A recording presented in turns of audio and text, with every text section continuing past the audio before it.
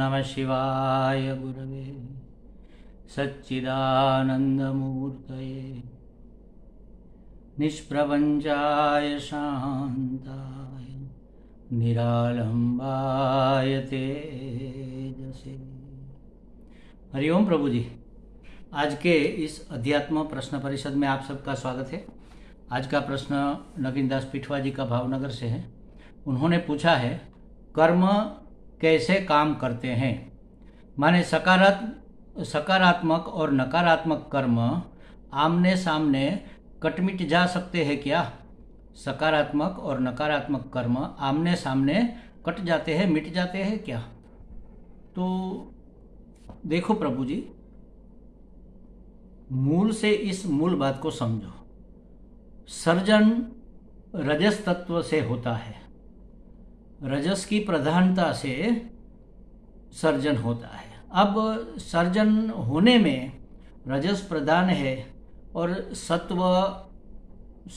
दूसरे स्थान पर है और तमस तीसरे स्थान पर है, तो अच्छी अच्छी चीज़ों का, अच्छे अच्छे लोगों का सर्जन होता है।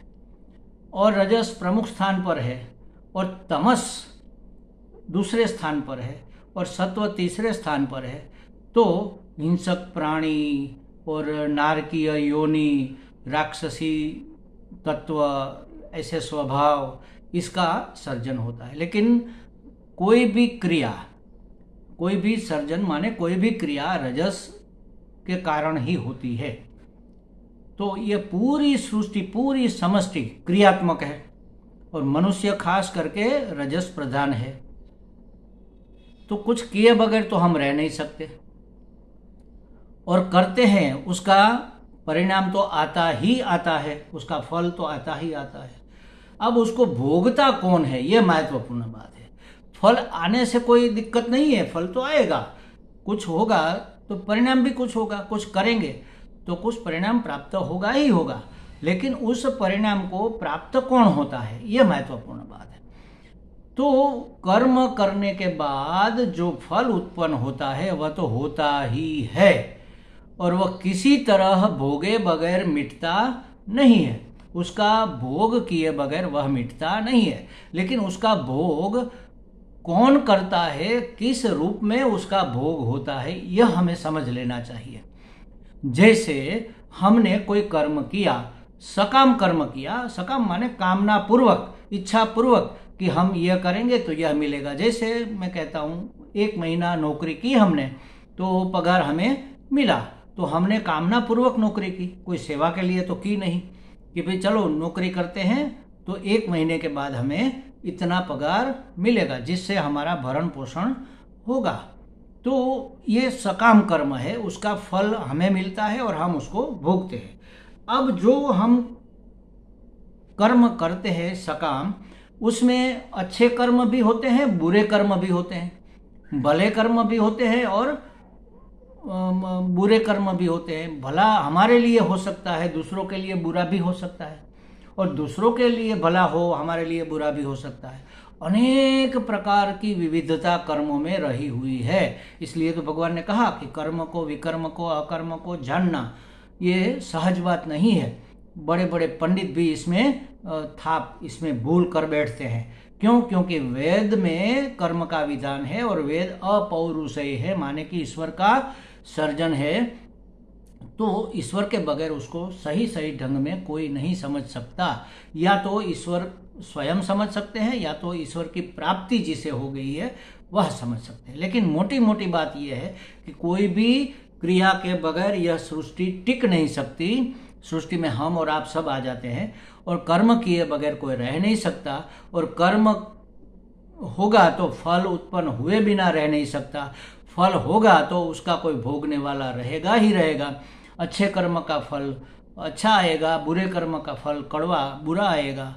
तो अच्छा माने पुण्य का परिणाम, बुरा माने पाप का परिणाम, पाप का परिणाम दुखद होगा, पुण्य का परिणाम सुखद होगा। तो अगर हम कर्म करते हैं और वह हमारे अच्छे कर्म है तो पुण्य उत्पन्न होगा, उसका हमें सुखद परिणाम मिलेगा, वह हमें भोगना पड़ेगा।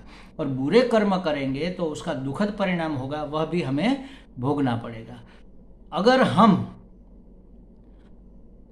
10 पुण्य कर्म करते हैं और 5 पाप कर्म करते हैं, तो क्या 10 पुण्य कर्म 5 पाप कर्म को मिटा सकते हैं? या तो 10 पाप कर्म किए और 5 पुण्य कर्म किए तो पाप कर्म कट के आधा हो जाएगा क्या? तो ऐसा नहीं होता महाराज। ये स्पष्ट स्पष्ट समझ लो कि कोई भी कर्म परिणाम उत्पन्न करता ही है, कटता नहीं है। हमारे खाते में 10 पाप कर्म जमा होंगे, 5 पुण्य कर्म जमा होंगे। 10 पाप कर्मों का फल दुख हमें भोगना पड़ेगा, 5 पुण्य कर्मों का फल सुख वह भी हमें भोगने को मिलेगा। तो इसमें प्लस माइनस नहीं होता, सिर्फ जमा होता है और उसका परिणाम आता है। अच्छा, तो फिर इससे कैसे छूटा जाए? जैसे समझो कोई जीवन मुक्त है, उसके हाथ से कोई कर्म तो होता ही है, तो उसमें फल उत्पन्न होता है, तो फल तो वह तो भोगना चाहता नहीं, उसकी तो कामना नहीं थी, तो फल कहाँ जाएगा? कौन भोगेगा? कहाँ जाएगा मतलब कौन भोगेगा? तो निष्काम सेवा रूप से ईश्वर को अर्पण करके जो कर्म किया जाता है, मतलब हमने यह परिणाम ईश्वर को, कर्म भी ईश्वर की प्रेरणा से किया, जो फल आएगा वह भी ईश्वर जाने और फल जाने। तो इस सृष्टि का पालन करने में, संचालन करने में, परिपालन करने में परमात्मा को जिस जिस वस्तु की जरूरत होती है वह यह निष्काम कर्मों का फल, जैसे समझो कि भगवान चाहता है कि इसके पूर्व जन्म के अच्छे कर्म है तो इसको थोड़ी सुविधा मिले, तो हमें अगर सुविधा मिलनी है और कुदरती रूप से कोई घटना घटने वाली है तो हमारे पुण्यों का फल बीच में आड़े आ जाता है, या तो जिस महात्मा ने ये उसके हाथ से अच्छे कर्म हो गए उसका फल, हमारी परिस्थिति मतलब कि सृष्टि का संचालन करने में ईश्वर इसका उपयोग करता है, क्योंकि हमने फल तो ईश्वर को समर्पित कर दिया। आई बात समझ में? तो कोई भी कर्म का फल तो आता है, लेकिन भोगता कौन है? अगर हम भोगता है तो सुख दुख दोनों भोगने पड़ेंगे और वह सिलसिला कभी रुकेगा नहीं। तो जन्म के ऊपर जन्म, जन्म के ऊपर जन्म लेना पड़ेगा, दुखी सुखी होना पड़ेगा। लेकिन अगर हम निष्काम कर्म ईश्वरार्पित करते हैं तो वह फल ईश्वर सृष्टि का संचालन करने में उपयोग करते हैं। मतलब अच्छे लोगों को सुख देने में वह फल काम आता है, बुरे लोगों को उसके कर्मों का परिणाम भुगताने के लिए यह फल काम में आता है। तो कोई प्लस माइनस किसी भी कर्म में होता नहीं है। जो भी कर्म उत्पन्न होता है उसका फल हमें भोगना ही भोगना पड़ता है। अगर हम करता है तो हमें भोक्ता बनना ही पड़ता है, अगर हम करता नहीं है तो भोक्ता बनने की जरूरत नहीं है। अब एक प्रश्न ये होता है, आपने तो नहीं पूछा लेकिन बात करते करते मुझे एक बात दिमाग में आई कि अगर पुण्य कर्म से पाप कर्म का फल मिटता नहीं है, कटता नहीं है, तो फिर प्रायश्चित कर्म हम करें ही क्यों? प्रायश्चित कर्म का अर्थ यही है कि हमने जो गलत काम कर दिया उसको मिटाना, इसके लिए जो कर्म किए जाते हैं उसको प्रायश्चित कर्म। इरेजर होता है ना हमारे यहाँ, पेंसिल का लीटा हो गया तो हमने इरेजर से उसको साफ कर दिया। अब आप देख लो, इरेजर से जब साफ किया तब सिर्फ पेंसिल का वो जो लीटा था, लीक बनी थी, वही साफ नहीं हुआ, उसके साथ कुछ कुछ कागज भी कट गया, वहाँ कुछ दाग भी रह गया। मतलब अब वो इतना बुरा नहीं लग रहा है, इसके ऊपर लिखा जा सकता है और लिखा हुआ पढ़ा भी जा सकता है और नीचे वाला दिख भी नहीं रहा है, इतना हुआ। तो बस यही प्रायश्चित कर्म करते हैं। अगर हमने गलती से कोई काम कर दिया, इरादा पूर्वक नहीं, अगर गलती से या तो ना समझी में कोई काम कर दिया और फिर हमें पता चला कि अरे हमसे तो ये गलत काम हो गया, हमें पश्चाताप हुआ, इसलिए तो कहते हैं पश्चाताप से सब पाप धुलते हैं। तो इस तरह से हमें पश्चाताप हुआ और हमने प्रायश्चित कर्म किया तो हमारे वह पाप कर्म डाइल्यूट हो जाते हैं, क्योंकि हमसे गलती से हो गया, करने के बाद हमारा बहुत पछतावा हुआ और करते वक्त हमारा कोई ऐसा इंटेंसिव नहीं था, इसलिए वह पाप कर्म बिल्कुल इतना डाइल्यूट, जैसे कि हमारे जीवन में आएंगे तो हमें लगता ही नहीं कि आया। कहते हैं ना कि सूली का घाव सोई से मिटा, तो ये प्रायश्चित कर्म के बाद रहे हुए कर्मों का फल है।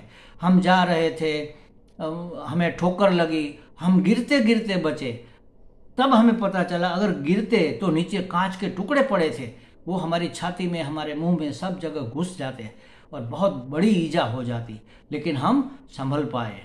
तो जो हमें बहुत बुरा फल मिलने वाला था वह डाइल्यूट होकर ठोकर के रूप में रह गया। मतलब इरेज किया हुआ वो कागज का स्थान अब कोई दिक्कत वाला नहीं रहा। थोड़ा बहुत वहाँ पर दाग भी, क्या कहते हैं उसको, इतना तेजस्वी नहीं रहा, वो डल हो गया, थोड़ा रफ हो गया, लेकिन वो दाग अब दिखने वाला, डिस्टर्ब करने वाला नहीं रहा। उसके ऊपर लिखा जा सकता है और लिखा हुआ पढ़ा जा सकता है। तो इस तरह से प्रायश्चित कर्म हमारे कर्मों को मिटा और बदल सकता है इस रूप में और इस हद तक।